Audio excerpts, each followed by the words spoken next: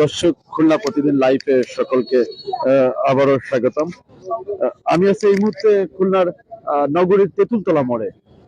আমরা জানতে পারি কিছুক্ষণ আগে প্রকাশ্যে গুলি করে একজনকে হত্যা করা হয়েছে। তাকে মেডিকেল কলেজ হসপিটালে নেওয়া হয়েছে। এর মধ্যে কিন্তু সোনাডাঙ্গা পুলিশ এবং ঊর্ধ্বতন কর্মকর্তা তারা কিন্তু চলে এসেছেন।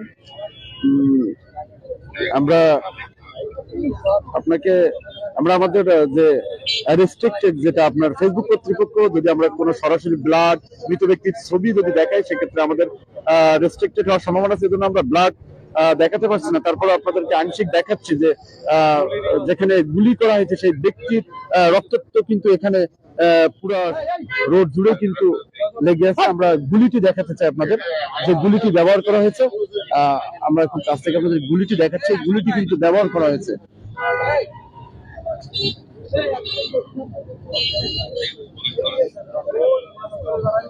এবং যে ব্যক্তির উপর গুলি করা হয়েছে সেই ব্যক্তির জুতা জোড়া কিন্তু এখানে রক্তমাখা জুতো জোড়া কিন্তু পড়ে আছে।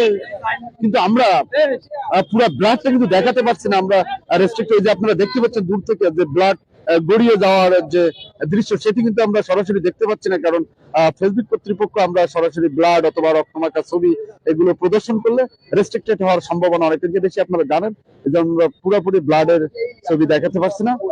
কিন্তু এই ঘটনাটি নগরীর তেঁতুলতলা মোড়ে কিছুক্ষণ আগে, এখান থেকে 15 থেকে 20 মিনিট আগে ঘটনাটি ঘটে। আমরা চেষ্টা করব প্রত্যক্ষদর্শী কারোর কাছে যে আমরা কিছু জানতে পারি কিনা। ভাই, আপনারা কি এখানে ছিলেন যখন কিছু হয়?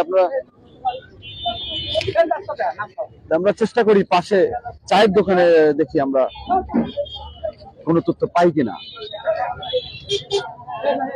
দর্শক, আমি বলে রাখি, কয়েকদিন যাবৎ খুলনা শহরে খুন হত্যা লেগেই আছে। কেন যেন এক আতঙ্কের নগরী খুলনা নগরী পরিণত হয়েছে। আমরা এখানে চায়ের দোকানগুলো বন্ধ হয়ে গেছে। মানে বাবা, আপনি কি দেখছিলেন যে ঘটনা ঘটার সময়? না, আমি আপনি এসে কি শুনছেন? মানে রক্ত দেখতেছেন? আর না না, আমি আপনার ফেজ নিচ্ছি না। অবশ্যই নিরাপত্তাজনিত কারণে আপনার ফেজ আমরা নিচ্ছি না।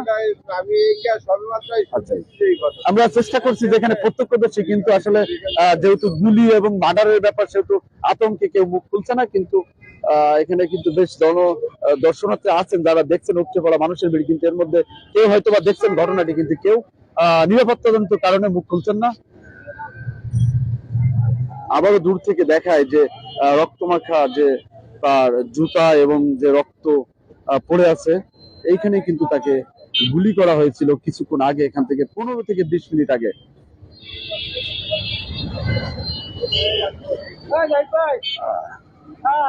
আমরা দেখছি কয়েকদিন যাবত এই খুলনা নগরী এক আতঙ্কের নামে পরিণত হয়েছে। প্রতিনিয়ত খুন, জখম, হামলা লেগেই আছে।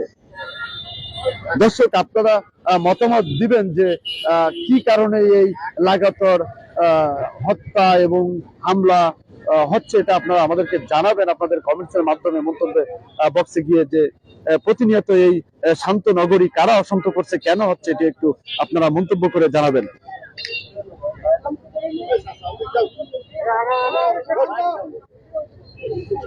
ভাই, ওই যে যুবক মারা গেছে ওনার ব্যাপারে না, আমি করতেছি না ওখানে।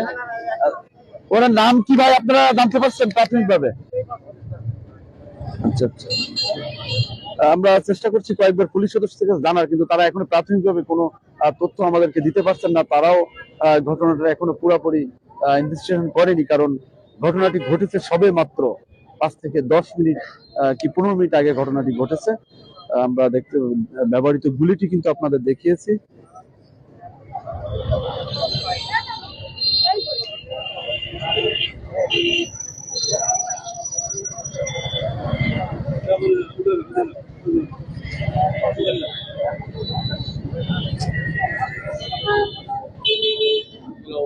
দর্শক, আবারও বলি যে 15 থেকে 20 মিনিট আগে এখানে কিন্তু একজনকে প্রকাশ্যে গুলি করা হয় এবং তার নিথর দেহ খুলনা মেডিকেল কলেজে নেওয়া হয়েছে তাৎক্ষণিকভাবে। কিন্তু সেই যার উপর গুলি করা হয়েছে এবং যারা করছে কারোর এখনো প্রাথমিকভাবে কোনো তথ্য জানা যায়নি, পাওয়া যায়নি। পুলিশ চেষ্টা চালাচ্ছে তথ্য উদ্ঘাটন করার জন্য।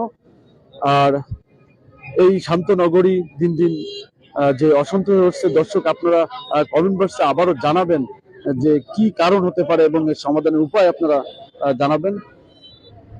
এতক্ষণ যারা খুলনা প্রতিদিন লাইভে যুক্ত ছিলেন সকলকে আবারও ধন্যবাদ জানাচ্ছি। খুলনা প্রতিদিনের সাথে থাকুন। খুলনার সব চলমান অনস্পেট তথ্য পেতে আমাদের খুলনা প্রতিদিনের চোখ রাখুন। ভালো থাকবেন, নিরাপদে থাকবেন। আল্লাহ হাফেজ।